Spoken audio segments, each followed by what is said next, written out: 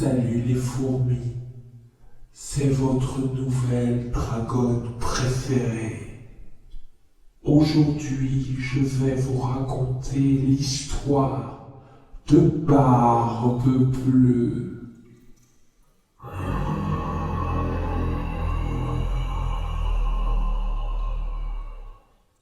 Il était une fois un homme très riche qui avait de belles maisons, de la vaisselle d'or et d'argent et des carrosses tout dorés.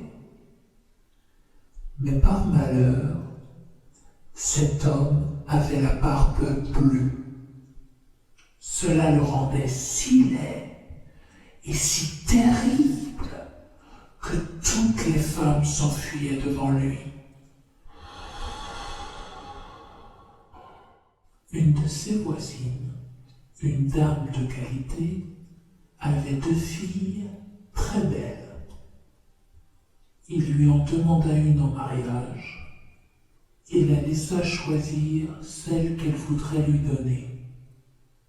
Mais aucune des 2 n'en voulait. Elles se le renvoyaient l'une à l'autre, car aucune des 2 ne pouvait se résoudre à épouser un homme avec la barbe bleue. Ce qui les dégoûtait encore plus, c'est qu'il avait déjà épousé plusieurs femmes et qu'on ne savait pas ce qu'elles étaient devenues.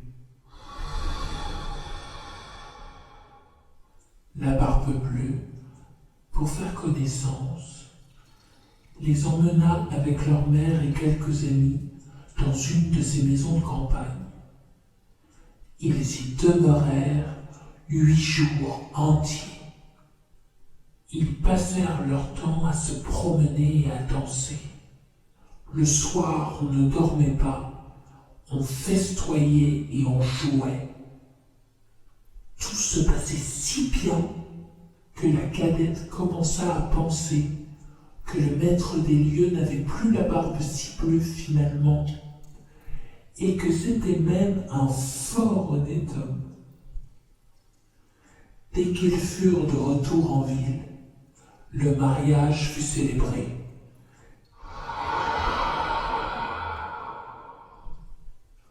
Au bout d'un mois, la barbe bleue dit à sa femme qu'il était obligé de faire un voyage d'affaires. Il en avait pour 6 semaines, car c'était une grosse affaire. Il lui dit de ne pas hésiter à s'amuser en son absence, qu'elle pouvait inviter des amis, les amener à la campagne, et que surtout elle ne se prive de rien. Il lui donna les clés de tout le domaine, la clé des coffres remplis d'or et d'argent, la clé des coffres remplis de pierreries, et enfin le passe-partout de tous les appartements. Puis, il lui tendit une petite clé. Il lui dit « C'est la clé du cabinet au bout de la grande galerie de l'appartement bas.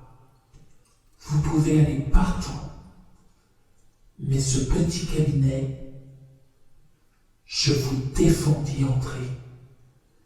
Et si jamais vous veniez à l'ouvrir, tout mon courroux s'abattrait sur vous. » Elle promit d'observer exactement tout ce qui lui avait été ordonné. Et lui, après l'avoir embrassée, il monta dans son carrosse et partit.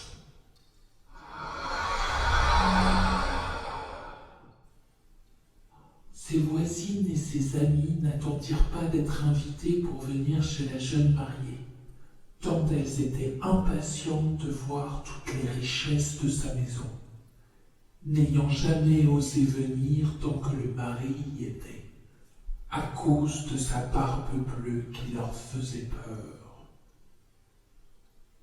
Elles se mirent aussitôt à parcourir les chambres, les cabinets, les garde-robes toutes plus belles et plus riches les unes que les autres. Elles montèrent ensuite au garde-meuble, où elles ne cessaient d'admirer le nombre et la beauté des tapisseries, des lits, des sofas, des cabinets, des guéridons, des tables et des miroirs dont les bordures, les unes de glace, les autres d'argent et de vermeil doré, étaient les plus belles et les plus magnifiques qu'on eût jamais vues.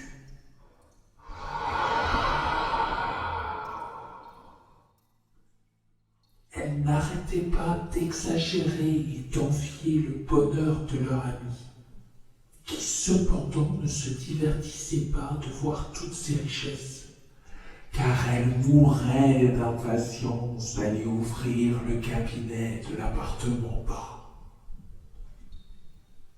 N'y tenant plus et oubliant ses amis, elle y descendit par un petit escalier dérobé, et avec tant de précipitation qu'elle faillit se rompre le cou 2 ou 3 fois. Arrivée à la porte du cabinet, elle s'arrêta un instant, songeant à la mise en garde que son mari lui avait faite, et considérant qu'il pourrait lui arriver malheur d'avoir désobéi. Mais la tentation était si forte qu'elle ne put la surmonter. Elle prit donc la petite clé et ouvrit en tremblant la porte du cabinet.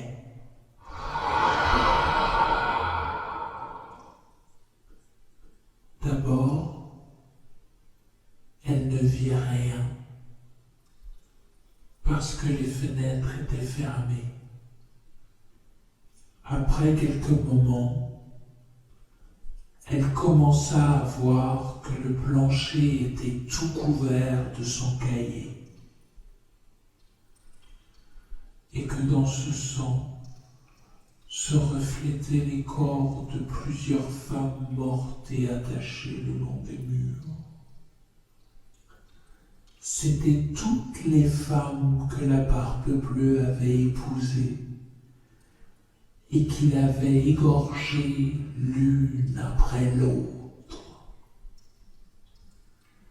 Elle crut mourir de peur, et la clé du cabinet qu'elle venait de retirer de la serrure lui tomba de la main. Après avoir repris un peu ses esprits, elle ramassa la clé, referma la porte et monta dans sa chambre pour se remettre un peu. Mais rien n'y faisait. Elle était terrifiée. Elle remarqua que la clé du cabinet était tachée de sang. Elle l'essuya 2 ou 3 fois, mais le sang ne partait pas. Elle avait beau la laver et même la frotter avec du sable, le sang ne partait pas. En réalité, la clé était enchantée. Il n'était pas possible de la nettoyer tout à fait. Quand on enlevait le sang d'un côté, il réapparaissait de l'autre.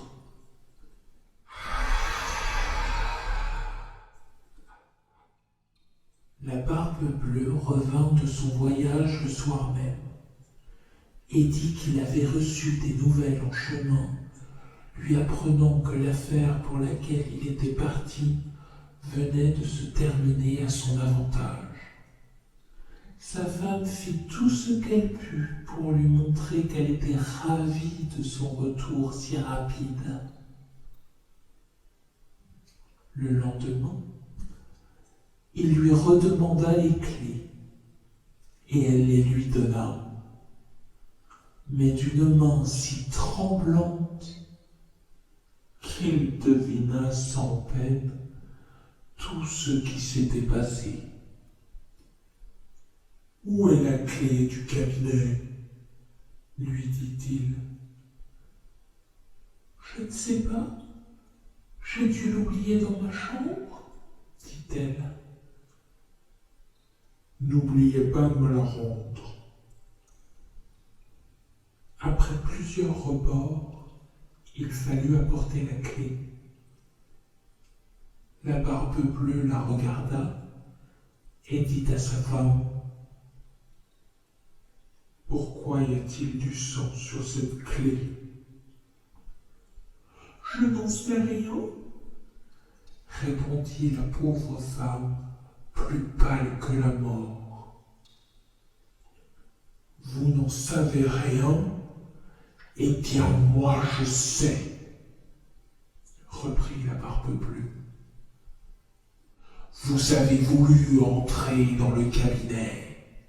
Eh bien, madame, vous allez y entrer, et vous irez prendre votre place auprès des dames que vous y avez vues. »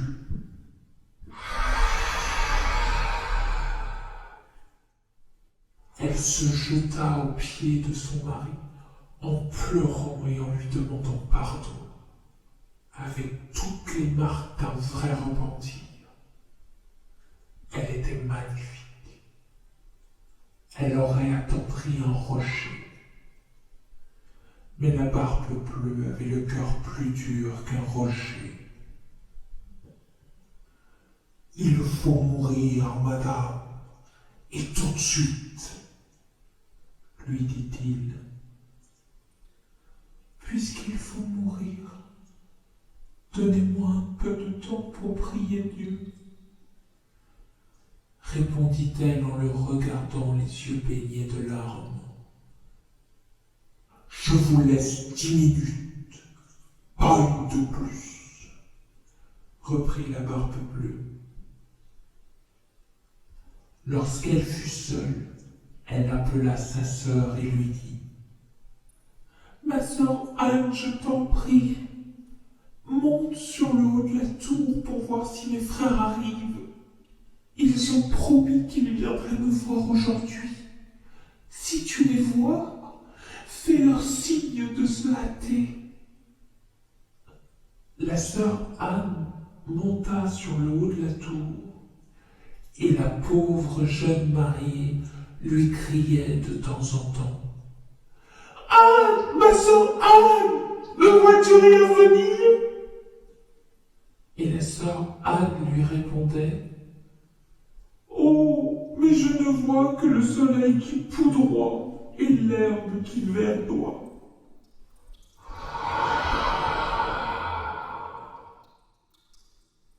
Pendant ce temps, la Barbe Bleue, tenant un grand couteau à la main, criait de toute sa force à sa femme: « Descends vite, ou je monterai là-haut. » « Encore un moment, s'il vous plaît, » lui répondait sa femme. Et aussitôt elle criait tout bas: « Anne, Anne, ma sœur Anne, ne vois-tu rien venir ?»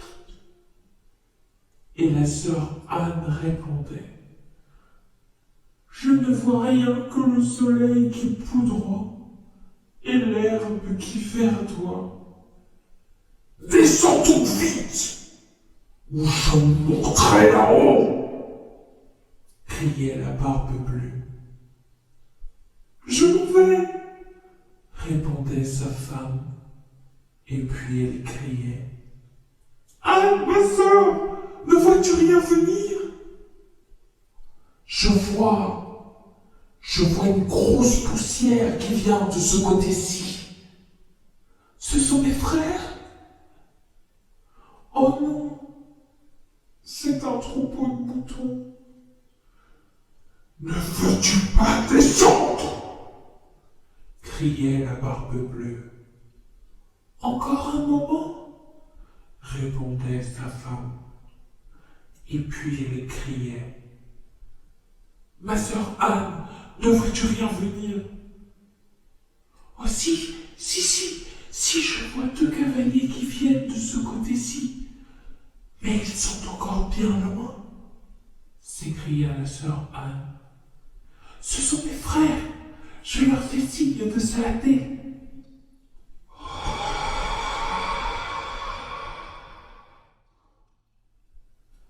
La Barbe Bleue se mit à crier si fort que toute la maison en trembla. La pauvre femme descendit et alla se jeter à ses pieds tout éplorée. « Cela ne sert à rien, il faut mourir, » dit la Barbe Bleue. Puis, il la prit d'une main par les cheveux et leva son couteau de l'autre, prêt à l'égorger. La pauvre femme se tourna vers lui et le regarda avec des yeux mourants. Elle le pria de lui donner un dernier moment pour se recueillir. « Non, que Dieu vous garde !» Et il leva son bras.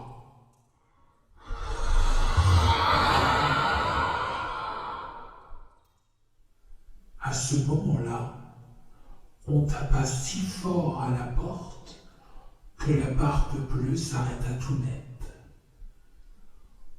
On ouvrit et aussitôt on vit entrer 2 chevaliers qui, l'épée à la main, coururent droit sur la Barbe Bleue. La Barbe Bleue reconnut les frères de sa femme et tenta aussitôt de se sauver. Mais les 2 frères le poursuivaient de si près qu'ils l'attrapèrent avant qu'il ait pu s'enfuir. Ils lui passèrent leur épée au travers du corps et le laissèrent mort. La pauvre femme était presque aussi morte que son mari. Elle n'avait même plus la force de se lever pour embrasser ses frères. On apprit alors que la Barbe Bleue n'avait pas d'héritier. Ainsi, sa femme hérita de tous ses biens.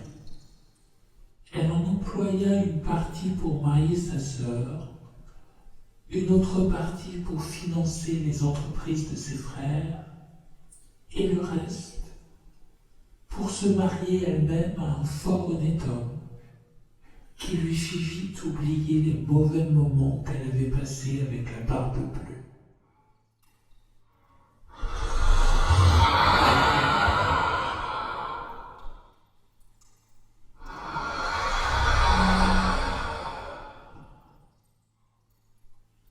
J'aime cette histoire, mais pour moi, Barbe Bleue est mort beaucoup trop vite. Moi, je lui aurais pelé la peau comme une orange et je l'aurais rôti lentement avec du miel et du gingembre jusqu'à ce que mort s'en suive. Allez, bonne nuit les fourmis. À la prochaine.